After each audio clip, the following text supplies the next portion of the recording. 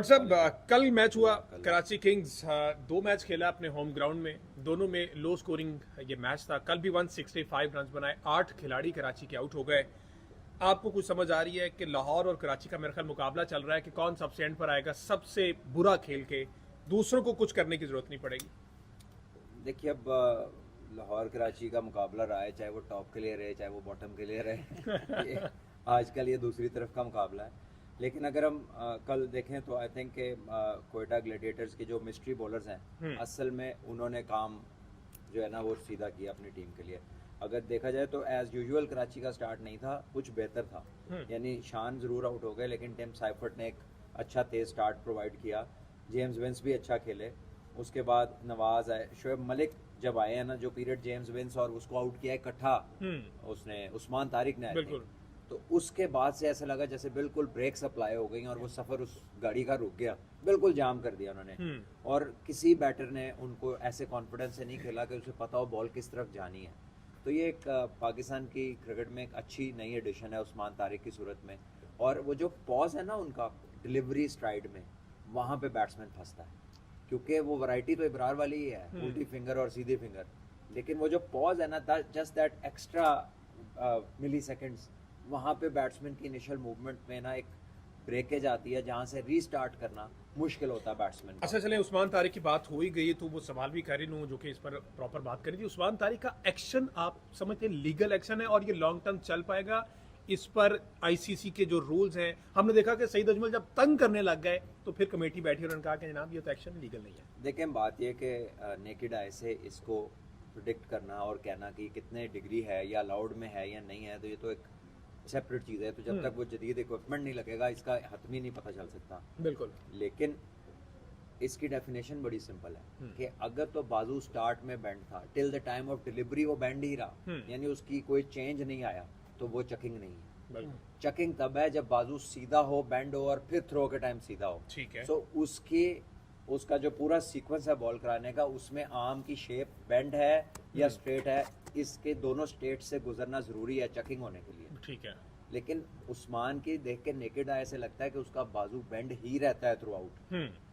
ठीक है, लेकिन ये बेहतर बताएगा जब कैमरा उनको चेक करेगा। और जब तक नहीं करता, पाकिस्तान में ये बड़ी कमाल बात है कि बंदा किसी ऐसी जगह तो है कि किसी को पता ना हो, कोई दिलचस्पी ना हो, उस पर खुद ही शक शुरू कर देते हैं। ठीक है। वही बंदा होता कि किसी इन्फ्लुएंशियल जगह का या बड़ी सिटी का, तो उन्होंने कहना सी ठीक है, उस पर मीडिया ने बात नहीं करनी थी। It's unfortunate.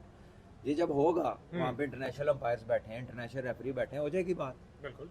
अभी तो अगले ने खेलने नहीं दिया, पहले तो इस पे बात करें कि लोगों को पता ही नहीं चल रहा बॉल अंदर जा रही है बॉल बाहर आ रही है। So I think we need to talk about the quality that he brought in the game, कि शोएब मलिक जैसा प्लेयर जो कि दुनिया में मशहूर है स्पिनर्स को अच्छा खेलने के लिए, और वो उनको पता नहीं चल रहा था कि मैंने इसको क्यों कैसे हिट मारूं। मैं वो सिंगलें कर रहे थे कि विकेट भी मेरी बची रहे और नुकसान भी ना हो टीम का। तो ये एक बड़ी परफॉर्मेंस है उस यंगस्टर के लिए जिसका ये स्टार्ट है पीएसएल में। तो कराची किंग्स के 8 खिलाड़ी आउट थे और इसमें इंटरेस्टिंग चीज व्हाट्सएप ये, अकील हुसैन 4-34 2 आउट, अब्रार अहमद 4-31 3 आउट और उस्मान तारिक 4-16 2 आउट। मतलब कि स्पिन डोमिनेट कल कंडीशंस रही हैं और इसमें स्पिनर्स का स्टैट्स भी अहमद सही हिसाब से जानेंगे। तो इन विकेट्स पर क्या कहेंगे आप? देखें ये विकेट्स उसी चीज़ का नतीजा है कि मिस्ट्री बॉलिंग जो है वो पिक नहीं कर पा रहे और फ्रस्ट्रेट होने के बाद रिलीज शॉट्स मारते हुए आउट हुए। तो ये जो 14 डॉट बॉल्स किए हैं उस्मान तारिक ने 4 ओवर के स्पेल में 2.2 ओवर तो डॉट्स है। ये बहुत बड़ा प्रेशर बिल्डअप होता है T20 गेम के अंदर। और अगर आप देखेंगे और किसी भी बॉलर की, इसके बाद इब्रार की 10 डॉट बॉल्स हैं, 9 सोहेल खान की हैं और 8 अकील हुसैन की हैं। लेकिन एक यंगस्टर ने तकरीबन 2.5 ओवर डॉट बॉल्स का किया, 2 विकेट्स लिए और बाउंड्रीज कंसीड नहीं की। तो ये वो जगह है जहाँ पे कराची को इन्होंने बिल्कुल जकड़ लिया।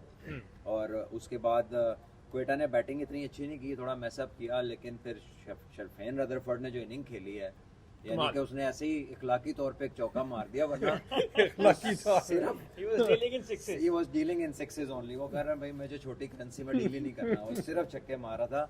और एक और चीज़ मैंने नोट किया, अहमद इस पे अच्छा कोई स्टैट अगर है तो प्रेजेंट कर दें। जब से बाउंड्री 70 यार्ड प्लस की हुई है, ये बाहर वाले ही छक्के मार रहे हैं। पाकिस्तानी के पास की बात नहीं हमारे लिए प्रॉब्लम बन गई है। और जो स्पेशली वेस्ट इंडियंस हैं, because they are strongly built और ये शौक के तौर पर जिम जाते हैं। मतलब उधर एक कल्चरल है एक चीज़ कि आपने जिम जाना ही जाना है और आपके मसल्स बड़े होने चाहिए। तो हम देखते हैं पोलार्ड खड़े होकर बड़ी हिट मारते हैं, लगता ही नहीं है कि उन्होंने कोई एक्स्ट्रा एफर्ट किया है। कल रदरफोर्ड ने मारे हैं छक्के। तो जिस तरह की हमारी फिजिक्स हैं और हम ग्राउंडों में दौड़ें तो बहुत लगाते हैं, लेकिन हम जिम फ्रीक्स नहीं हैं। तो जो एक ही फॉर्मेट को हमने एम्ब्रेस किया हुआ ना T20, लेकिन उसकी ज़रूरियात भी हम पूरा नहीं कर पा रहे। जो फिजिकल स्ट्रेंथ हमें उसके लिए चाहिए वो हमारी नहीं है।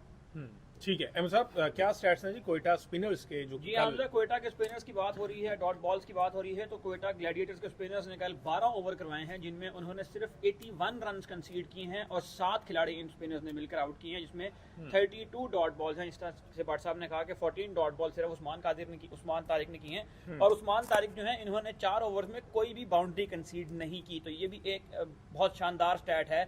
और इसमें सबसे ज़बरदस्त बात यह है कि इन स्पिनर्स ने एक दूसरे कॉम्प्लीमेंट भी किया। उस्मान जब आए तो उनके सामने 2 सेट बैट्समैन थे, उन्होंने 59 रन की पार्टनरशिप को ब्रेक किया, उन्होंने टिम साइफर्ड और विंस को आउट किया। उसके बाद अबरार अहमद आए और उन्होंने जो है वो शुएब मलिक और केरन पोलार्ड जैसे तजर्बाकार बल्लेबाजों को आउट करके जो है वो डिस्ट्रक्शन जो थी पूरी उसको कंप्लीट किया। तो इन स्पिनर्स ने आपस में एक दूसरे को कॉम्प्लीमेंट भी किया है।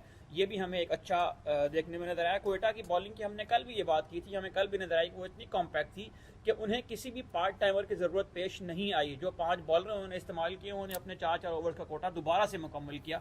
तो ये कोयटा के साथ ही एक बात मखसूस है इस PSL के अंदर भी। अच्छा, वैसे कल का मैच भी ऑल्दो लो स्कोरिंग मैच था, लेकिन आखिरी बॉल तक गया, एक बॉल पर एक रह गया था और ये सारी सूरत हाल जो हमने देखी।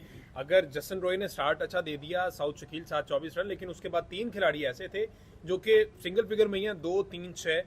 अगेन सरफराज अहमद आए, उन्होंने 3 रन बनाए, वो नहीं समझ पा रहे, या फिर अब वो शायद इतने सीनियर हो गए कि वो समझना नहीं चाह रहे कि शॉट लग गया तो ठीक है वरना मैं मेहनत नहीं करूंगा।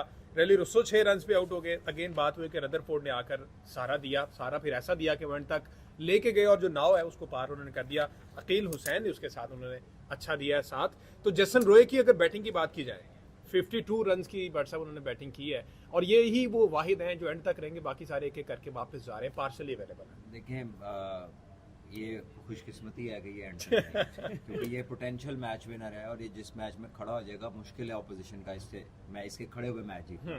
सो ये एक अच्छा साइन है इनके लिए। लेकिन आई थिंक कि पाकिस्तानी प्लेयर्स का, मैंने तो पहले सिर्फ छक्के के हवाले से बात की, अगर आप पूरी PSL को देखें तो आपको मेजॉरिटी और कह लें कि 2/3 में मेजॉरिटी आपको ओवरसीज प्लेयर्स की परफॉर्मेंस देते हुए नजर आ रही है। और हमारे जो प्लेयर्स हैं जो कि वर्ल्ड कप की तैयारी कर रहे हैं, देखिए जो दूसरी टीमों के प्लेयर हैं ना वो हमारे पास आए हुए, वो उनके वर्ल्ड कप स्क्वाड्स के प्लेयर नहीं है।